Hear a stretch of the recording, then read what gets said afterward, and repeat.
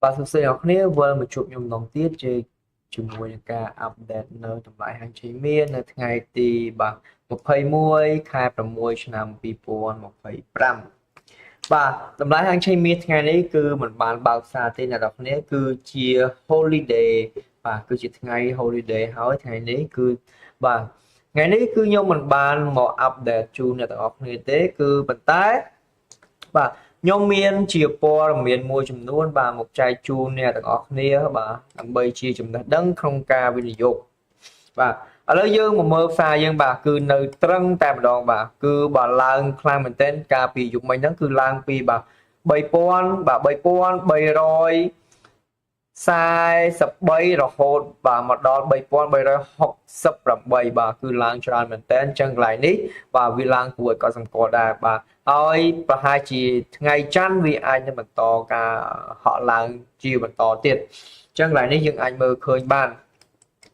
បាទហើយថ្ងៃនេះហើយនឹងថ្ងៃស្អែកគឺផ្សារមាសត្រូវបានបិទបាទអញ្ចឹងថ្ងៃនេះខ្ញុំមានព័ត៌មានមួយចំនួនបាទមកចែកជូនអ្នកនរគ្នាបាទគឺមន្ត្រីបាទមន្ត្រីប្រធានាធិបតីរងម្នាក់គឺលោកបាទម៉ាជីតហ្វារ៉ាហានីបានធ្វើបាទបានថ្លែងសន្និកថាបាទតកតងនឹងសហរដ្ឋអាមេរិកណាបាទតើវាទៅជាយ៉ាងណាបាទទីនេះខ្ញុំនឹងធ្វើការអានព័ត៌មានជូនដល់អ្នកទាំងអស់គ្នាតែម្ដងបាទហើយនេះគឺជា website ព័ត៌មានដែលខ្ញុំបានដកស្រង់មកគឺ website បាទ CNN បាទអ្នកនេះក៏អាចបាទទៅ search មើលបាទមើលបានដែរអញ្ចឹងកុំឲ្យខាត់ពេលវេលាយូរខ្ញុំទៅអានព័ត៌មានជូនអ្នកទាំងអស់គ្នាតែម្ដងបាទអញ្ចឹងបាទចាប់ផ្ដើមឡើងបាទគឺមន្ត្រីបាទប្រធានាធិបតីអ៊ឺរ៉ង់គឺលោកម៉ាជីតហ្វារ៉ាហានីបានថ្លែងថ្មីនេះថាសហរដ្ឋអាមេរិកបាទអាចបញ្ចប់ចំនួនបន្តបន្ទាប់រវាងអ៊ឺរ៉ង់និងអ៊ីស្រាអែលបានដោយគ្រាន់តែការហៅទូរស័ព្ទបាទមួយលើកបាទជាពិសេសប្រសិនបើប្រធានាធិបតីបាទដូណាល់ត្រាំបាទដាក់សម្ពាធលើអ៊ីស្រាអែលឲ្យបញ្ឈប់ការទម្លាក់គ្រាប់បែកតាមអាកាសបាទព្រិយាសួស្ដីបងថ្ងៃសៅរ៍ហើយមិនទាន់សម្រាប់ទេអូសួស្ដីបងព្រិយាសួស្ដីបាទអត់ទេថ្ងៃនេះគឺអត់សម្រាប់ទេថ្ងៃនេះគឺមកអាប់ដេតបាទគឺមកអាប់ដេតព័ត៌មានមួយចំនួនជូនបងប្អូនដែលគាត់កំពុងតែថាអាចថាអាប់ដេតព័ត៌មានជាចំណេះដឹងឲ្យគាត់នៅថ្ងៃច័ន្ទអញ្ចឹងបាទស្អែកប្រសិនជាអត់មានអីទេក៏ខ្ញុំអាចជាសរសេរជាអត្ថបទជូនអ្នកនរគ្នាតាមសសរដែរអញ្ចឹងអ្នកនរគ្នាចាំតាមដានទៅថាតើថ្ងៃស្អែកវាមានព័ត៌មានអីថ្មីបាទប៉ុន្តែនៅថ្ងៃនេះគឺខ្ញុំនៅក្រុមហ៊ុនទេបាទនៅថ្ងៃនេះខ្ញុំនៅក្រុមហ៊ុនទេតតែស្អែកបានយើងបានអាប់ដេតអីថ្មីនៅខាងក្រៅបាទអរគុណបងព្រិយាអរគុណបាទតោះឥឡូវយើងបន្តទៅទៀតបាទឥឡូវបាទលោក Farahani បាទអធិស្ឋានបើសិនជាខ្ញុំអានឈ្មោះខុសអ្នកនរគ្នាបាទដោយសារតែគាត់ឈ្មោះជាភាសាបរទេសគឺពិបាកអានមែនតើបាទខាងបែកនឹងទៀតគឺតែពិបាកបាទក្នុងបទសម្ភាសន៍ជាមួយ CNN បានសង្កត់ធ្ងន់ថាអ៊ឺរ៉ង់បាទជឿលើកិច្ចសន្ទនាផ្ទាល់បាទប៉ុន្តែការចរចាមិនអាចប្រព្រឹត្តទៅបានទេដរាបណាការទម្លាក់គ្រាប់បែកបន្តកើតមានឡើងបាទលោកបាននិយាយយ៉ាងច្បាស់ថាប្រធានាធិបតីត្រាំអាចបញ្ឈប់បាទសង្គ្រាមបានយ៉ាងងាយស្រួលដោយគ្រាន់តែហៅទូរស័ព្ទបាទទៅអ៊ីស្រាអែលបាទសេចក្តីថ្លែងការណ៍នេះបាទកើតឡើងចំពេលការប្រយុទ្ធគ្នារវាងអ៊ឺរ៉ង់និងអ៊ីស្រាអែលកាន់តែខ្លាំងក្លាហាក់ដោយភាគីទាំងពីរបានបាញ់បាទផ្លាស់ប្ដូរគ្នានៅការវាយប្រហារដោយមីស៊ីលនិងដ្រូនបាទរដ្ឋមន្ត្រីការបរទេសអ៊ីរ៉ង់បាទក៏បានចូលរួមក្នុងកិច្ចចរចាកម្រិតខ្ពស់ជាមួយបាទសមាភាគីអ៊ីរ៉ង់របស់ពួកគេដែលបាទគេនៅទីក្រុងបាទនៅទីក្រុងហ្សឺណែវបាទមិនដឹងថាទីក្រុងហ្នឹងនៅណាទេអ្នកនរគ្នាបាទហ្សឺណែវ bà đòi miên cô bồng non bà cắt bằng thôi chùm lúa tu chia dạng nào có đòi bà chị sai học nè chạy cái tí chăm tích nhắc hơi chăm tích bà miên quanh hà bà chạy cái tên tích chăm tích chăm tích bà ok màu quên nào cái này màu quên nha bà ở đó dương mình to ca an po mình to tiền món tem bà chia sẻ nào phim mấy nhờ bà quanh hà bà chạy cái tên chẳng nào này ai mơ nó không đi bán bà đi cứ chia video đại bật đại bằng hai đại đòn máu PC ăn bà đại dương đã bị chui máu PC ăn chẳng ở nhông vô PC ăn máu này này ai cho mơ đi bán cô vận tải bông bông để con chế ở chia vì sao ông lấy ai bà cho tự an chia vì sao ông lấy bàn bà to lấy dương mà to tiết bà khả năng đại ở rong bà ban sầm tay ca stream luôn sầm đạp kịch son tần bà viết của ban bà an triệt mây thảสมรรถภาพการเปลี่ยนชีวิตរបស់ខ្លួនមិនអាចចរចាបានទេហើយมันបានផ្លាស់ប្ដូរជំហររបស់ខ្លួនបើលើការបង្កើតសាធារណៈអុយរញោមទេបាទសាធារណៈឬក៏សារធាតុបាទសាធារណៈមានន័យថាសាធារណៈសារធាតុអុយរញោមមានន័យថាបង្កើតដោយបាទបើកចំហបង្កើតអាសារធាតុអុយរញោមហ្នឹងដោយបើកចំហបាទកន្លែងនេះបាទខ្ញុំបកប្រែមកប្រហែលជាអ្នកនរគ្នាពិបាកយល់បន្តិចប៉ុន្តែខ្ញុំចង់សម្រាយកន្លែងហ្នឹងឲ្យអ្នកគ្នាបានយល់បាទអញ្ចឹងមានថាកន្លែងនេះបាទរងគាត់នៅតែបន្ត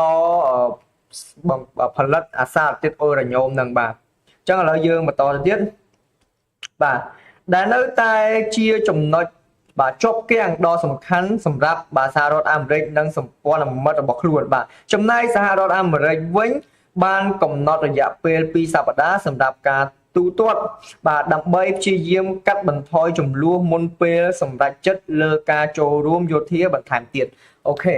បាទចំណុចកន្លែងនេះហើយអ្នកនរគ្នាបើសិនជាការបាញ់បោះគ្នានៅតែបាទនៅតែបន្តបាទ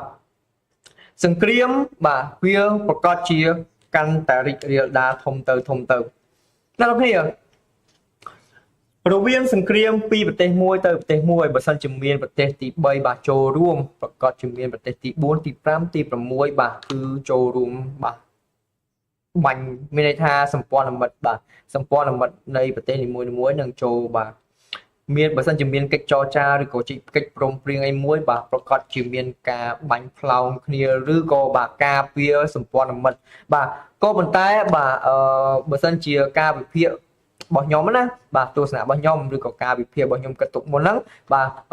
វាមិនអាចទៅរួចទេដោយសារតែអីបាទលុះត្រាណាបាទវាកើតរឿងធំបាទសង្គ្រាមទូចហ្នឹងវាអត់ទាន់បញ្ចប់វាកើតរឿងធំបាទទៅអាចថាមានអ្នកទី3ទី4ចូលរួមដែរក៏ប៉ុន្តែបើសិនជាអត់មានទេបាទអាចថាសង្គ្រាមនៅតែបន្តមែនប៉ុន្តែវាមិនមែនជាធំឯអាចត្រឹមតែផ្លោងគ្រាប់ទូចតាចឬក៏មីស៊ីលអីទូចទេគឺអត់អីទេកុំឲ្យតែបាទចេញមកគ្រាប់ប៉ាល់វ៉ាណូបាទគ្រាប់ធំបល័យលោកអីហ្នឹងគឺសិតតែបាទជាបញ្ហាមួយហើយបាទក៏ប៉ុន្តែបាទពិភពលោកគឺគេបានគិតគូរអស់ហើយបាទគឺគេមិនហ៊ានបញ្ចេញគ្រាប់អស់ហ្នឹងទេដោយសារអីវាធ្វើឲ្យប៉ះពាល់ខ្លាំងបាទមិនត្រឹមតែប៉ះពាល់ទៅដល់ហេដ្ឋារចនាសម្ព័ន្ធទេថែមទាំងវាអាចសម្លាប់ទៅដល់មនុស្សបាទរង្គាលគេហៅថាសម្លាប់រង្គាលបានអញ្ចឹងគេអត់ធ្វើទេបាទលុះត្រាណាបាទមានអាចថាមានប្រទេសមួយដែលគាត់ទប់កំហឹងគាត់បានណាបាទទប់កំហឹងអត់បានគាត់ប្រកាសជាប្រឡែងទៅបាទហើយពេលនោះឯងបាទប្រទេសទី2ទី3ទី4ប្រកាសជាមានការចូលរួមបាទក្នុងការបាញ់គ្នានឹងបាទអញ្ចឹងទៅមុខទៀតនឹងទៅជាយ៉ាងណាយើងចាំតាមដានទាំងអស់គ្នាប៉ុន្តែឥឡូវនេះយើងបានត្រឹមតែបាទដឹងព័ត៌មានបាទដែលគេផ្ដល់ឲ្យបាទឬក៏ព័ត៌មានដែលកំពុងតែកើតឡើងនៅបច្ចុប្បន្ននេះហើយទៅថ្ងៃអនាគតទៅខាងមុខទៀតយើងអាចត្រឹមតែថាយើងអាចថាវិភាគប៉ុន្តែជាក់ស្ដែងទៅជាយ៉ាងណាវាបាទអាស្រ័យទៅលើបាទអ្នកបាញ់គ្នាមិនមែនអាស្រ័យទៅលើយើងអ្នកនិយាយទេបាទអញ្ចឹងទៅមុខទៀតនឹងទៅជាយ៉ាងណាយើងចាំតាមដានទាំងអស់គ្នាបាទ bà lớn từ lọt mà quên nào nè bà chứng khinh tha po miềnประมาณថ្ងៃនេះគឺមានតែការបាញ់គ្នាបាទព័ត៌មានមួយរយៈចុងក្រោយនេះគឺមានតែការបាញ់គ្នាអត់មានថ្ងៃណាដែលថាសម្រោះសម្រួលគ្នាឈប់បាញ់គ្នាបាទកាលពីខ្ញុំឡាយដំបងនោះបាទឡាយដំបងដែលខ្ញុំចាប់តាមឡាយហ្នឹងគឺខ្ញុំតែងតែនិយាយរវាងបាទអ៊ុយក្រែនជាមួយនឹងរុស្ស៊ីបាទពីរអ្នកគាត់ហ្នឹងមានចំនួនបាទប៉ុន្តែឥឡូវប្រធានបទបែរជាបដូរពីអឺរ៉ង់ជាមួយនឹងបាទអ៊ីស្រាអែលវិញបាទអញ្ចឹងអ៊ីស្រាអែលជាមួយនឹងអឺរ៉ង់បាទឯអ៊ុយក្រែនជាមួយនឹងរុស្ស៊ីបាទហើយឥឡូវម៉ុនឌីណានេះទៀតហើយបាទអញ្ចឹងមានន័យថាសង្គ្រាមឥឡូវកំពុងតែបាទពុះ control បាទកំពុងតែពុះ control មិនទាន់មានឃើញថាព័ត៌មានណាមួយដែល support ឲ្យព័ត៌មានបាទsupport ឲ្យសង្គ្រាមមានការសម្រោះសម្រួលគ្នាឬក៏ឲ្យថាវាកាន់តែតិចទៅណាមានតែបាទព័ត៌មានដែលមកយើងមើលទៅអាចថាវានឹងអន់ថយទេគឺមានតែកើនឡើងអញ្ចឹងចំពោះឥឡូវយើងនិយាយទៅលើការទិញលក់មាសយើងវិញបាទអញ្ចឹងបើសិនជាសង្គ្រាមនៅតែកើនឡើងបាទតើវាអាចប៉ះពាល់ទៅដល់តម្លៃហាងឈីមាសអត់បាទប្រកបណាស់វានឹងប៉ះប៉ុន្តែវាក្នុងករណីមួយទៀតអ្នកនរគ្នាបាទវានៅក្នុងករណីមួយទៀតវាប៉ះដែរប៉ុន្តែបើសិនជាវាមានព័ត៌មានផ្សេងមួយទៀតឬក៏បាទឧទាហរណ៍ថាឥឡូវហ្នឹងកំពុងតែសង្គ្រាមហើយបាទមាសយើងគិតថាយើងថានឹងឡើងប៉ុន្តែវាអត់ឡើងវាបែរជាដាំក្បាលចុះក្រោមហេតុអីបាទឥឡូវយើងទៅមើលព័ត៌មានដែល support ទាំងអស់បាទលេងស្រាប់តែយើងបើកឆាយមើលទៅលេងចេញព័ត៌មានមួយបាទគឺព័ត៌មានបាទតម្លើងពន្ធទម្លាក់ពន្ធអីចឹងទៅឬក៏កំណត់អត្រាការប្រាក់បាទអញ្ចឹងវាធ្វើឲ្យវាស៊ីសងគ្នាបាទព័ត៌មានណាដែលចេញធំជាងគេគឺវាទៅតាមហ្នឹងហើយបាទអញ្ចឹងកន្លែងនេះមានតែអ្នកជំនាញបាទទេដែលគាត់អាចវិភាគដឹងបានថាតើទំនោរនេះវានឹងឡើងទៅលើឬក៏វាធ្លាក់ចុះក្រោមបាទអញ្ចឹងជាក់ស្ដែងដូចពីថ្ងៃមុនបាទពីថ្ងៃមុនដែលលោក Powell បាទជាប្រធានបាទធនាគារកណ្ដាលរបស់សហរដ្ឋអាមេរិកគាត់បានកំណត់អត្រាការប្រាក់បាទ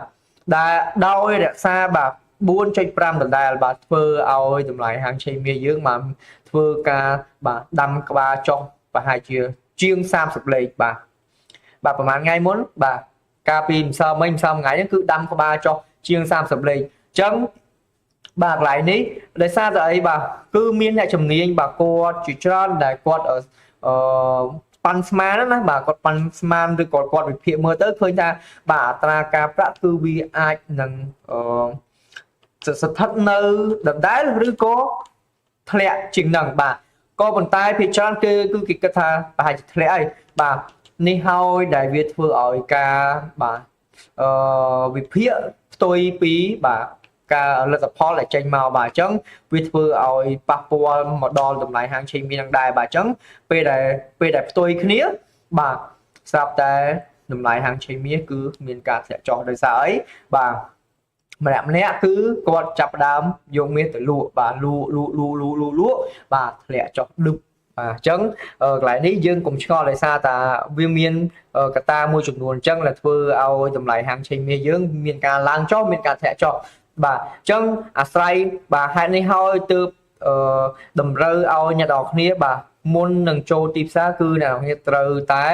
ប្រឹក្សាជាមួយនឹងបាទទីប្រឹក្សាអ្នកនរគ្នាឲ្យបានច្បាស់លាស់ក្នុងការចូលទិញលក់ដើម្បីកុំឲ្យមានការខាតបង់ទៅថ្ងៃមុខបាទអញ្ចឹងទាំងទិញមាសខាងក្រៅទាំងទិញមាសខាងក្នុងគឺយើងត្រូវតែមានអ្នកជួយប្រឹក្សាបាទបើមិនជាអត់មានទេលុះត្រាតែអ្នកទាំងអស់គ្នាបាទច្បាស់ណាស់ថាសង្គ្រាមមួយនឹងឬក៏ព័ត៌មានមួយនឹងធ្វើឲ្យមាសឡើងឬក៏សង្គ្រាមមួយនឹងព័ត៌មានមួយនឹងធ្វើឲ្យមាសចុះបាទអ្នកគ្នាច្បាស់ខ្លួនឯងអ្នកគ្នាអាចធ្វើការទិញលក់ដោយខ្លួនឯងបានអញ្ចឹងមិនអីទេហ្នឹងករណីអ្នកដែលគាត់ច្បាស់ឬក៏អ្នកដែលគាត់បាទអាចថាជាអ្នក professional ឬក៏ជាអ្នកជំនាញបាទអញ្ចឹងគាត់អាចធ្វើការទិញលក់ដោយខ្លួនឯងបានបាទនេះគឺជាករណីមួយបាទករណីហ្នឹងគឺករណីពិសេសបាទអរគុណពីខ្ញុំទៅគឺអត់មានអីច្រើនទេអស់ហើយអ្នកគ្នាប៉ុន្តែបើសិនជាអ្នកទាំងគ្នាមានចង្អុលអីបន្ថែមណាបាទមានចង្អុលអីបន្ថែមអ្នកទាំងគ្នាអាចសាកសួរបាន បាទអាច comment សួរដោយបង Priya ក៏បានបាទដូចអ្នកគ្នាអាចឆាតមកខ្ញុំផ្ទាល់ក៏បានតាមលេខទូរស័ព្ទក៏បានតាម Telegram ក៏បានបាទឬក៏តាម Messenger ដែលខ្ញុំកំពុង live នេះក៏បានបាទអញ្ចឹងអ្នកគ្នាមានច្រើនជម្រើសបាទឬក៏អ្នកគ្នាអាចចូល comment នៅក្នុងបាទYouTube របស់ខ្ញុំបាទអាចចូល comment ទៅពេលដែលខ្ញុំចប់ការ live ខ្ញុំធ្វើការតបអ្នកនរគ្នាបាទនេះគឺជាជម្រើសរបស់អ្នកគ្នាថាចង់ comment បាទតាមផ្លូវណាល្អឬក៏កន្លែងណាដែលអ្នកគ្នាអាចថាអ្នកគ្នាពេញនិយមប្រើអ្នកគ្នាបាទធ្វើការតាក់ទងតាមហ្នឹងទៅព្រោះខ្ញុំមានគ្រប់បាទមានគ្រប់បណ្ដាញទាំងអស់បាទ Telegram បាទ Instagram បាទmessage បាទ message អីគេទៀតអ្នកគ្នាបាទ YouTube បាទអញ្ចឹងអ្នកគ្នាពេញចិត្តតាក់ទងតាមណាអ្នកគ្នាអាចធ្វើការតាក់ទងមកបានបាទអរគុណបាទឥឡូវយើងឃើញថាបាទនេះគឺជាតំបន់កាសាបាទសម្រាប់មនុស្សបាទច្រើនបាទអាចថាលើស70នាក់ហើយបាទអញ្ចឹងគេអាចថារោគឃើញបាទគេរោគឃើញមនុស្សស្លាប់ជាង70នាក់ហើយបាទអញ្ចឹងមានន័យថានៅតំបន់កាសាបាទខ្ញុំសើចមើលព័ត៌មានបាទការពីប្រហែលថ្ងៃមុនណាបាទឃើញគេបរោះតាក់ទងទៅនឹងតំបន់កាសានឹងច្រើនមែនតើបាទគឺប្រជាជនមិនត្រឹមតែបាទអត់ឃ្លានទេថែមទាំងបាទមានរបួសបាទហើយបាទគឺមើលទៅគួរអាណិតមែនតើអញ្ចឹង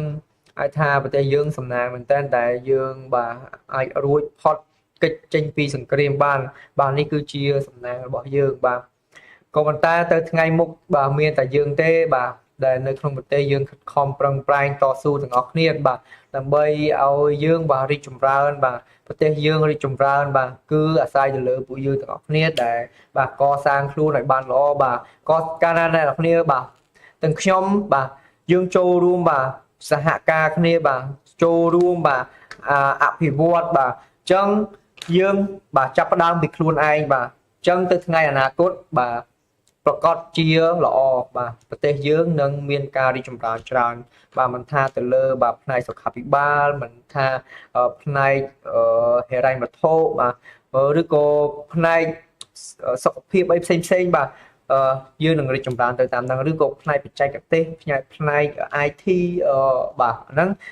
យើងនឹងរីកចម្រើនតាមហ្នឹងបើសិនជាយើងទាំងអស់គ្នាបាទចូលរួមអភិវឌ្ឍបាទអរគុណអញ្ចឹងបាទថ្ងៃនេះខ្ញុំអត់មានអីមកអាប់ដេតអ្នកទាំងអស់គ្នាទេបាទគឺខ្ញុំមានតែបាទចាក់ព័ត៌មានឲ្យអ្នកទាំងអស់គ្នាមើលបាទព័ត៌មាននេះគឺព័ត៌មានថ្មីតែម្ដងអ្នកទាំងអស់គ្នាបាទគឺយើងដកស្រង់ចេញពីបាទ website CNN បាទគឺជា website ព័ត៌មានដ៏ល្បីមួយដែលគេកំពុងតែចាក់ផ្សាយផ្ទាល់បាទអញ្ចឹងអ្នកគ្នាអាចធ្វើការតាមដានតាមនេះបានអញ្ចឹងបាទបើសិនជាអ្នកនរគ្នាបាទអាចថាស្ដាប់ខ្ញុំទៅមានអារម្មណ៍ថាអត់សូវយល់ឬក៏អ្នកនរគ្នាចង់បាទមើលរបស់ស៊ីនវាហ្មងអ្នកគ្នាក៏អាច search មើលបានដែរបាទនេះគ្រាន់តែជាការសម្រាយរបស់ខ្ញុំមួយទេបាទ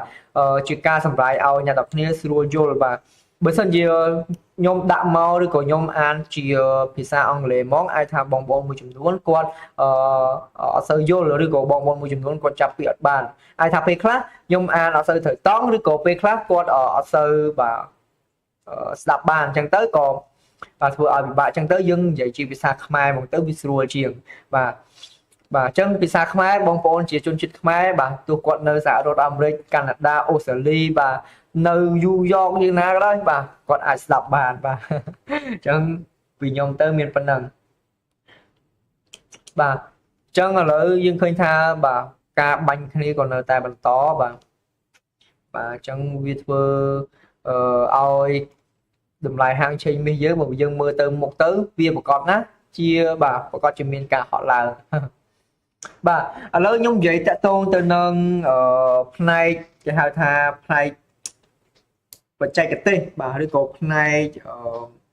អាហ្នឹងភាសាបច្ចេកទេសគេហៅអីទេខ្ញុំភ្លេចខ្ញុំ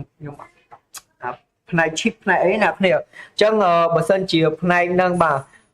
តម្រូវការឧទាហរណ៍ថាមានក្រុមហ៊ុនមួយដែលបាទគាត់ប្រកាសក្តែងថាបាទក្រុមហ៊ុនគាត់បាទឧទាហរណ៍ចុះថាឥឡូវយើងលើកយកក្រុមហ៊ុន Apple ចុះបាទយើងលើកយកក្រុមហ៊ុនឧទាហរណ៍ណាបាទអ្នកនរនេះក៏ជាឧទាហរណ៍ទេ ឧទាហរណ៍បើសិនជាក្រុមហ៊ុន Apple បាទគាត់ប្រកាសបាទនៅក្នុងសុកសលអីក៏ដឹងមិនដឹងទេបាទប្រកាសថាគាត់បាទគម្រោងបាទធ្វើ chip ចំនួនបាទប្រមាណឬក៏រាប់បើអាចថា 100000 ឬក៏1លាន10លានបាទ10លាន chip បាទចឹងអ្នកនរគ្នាដឹងហើយបាទ chip ក៏មានសារធាតុមាសនៅក្នុងដែរអញ្ចឹងបាទប្រកបណាស់អ្នកនរគ្នាដឹងថាបើសិនជាមានព័ត៌មាននឹងកើតឡើងមែនណាដំណរហាងឆេងមាសយើងទៅណាអត់បាទប្រកបណាស់បាទហោះស្ទុយតែម្ដងដល់តែអីតម្រូវការបាទ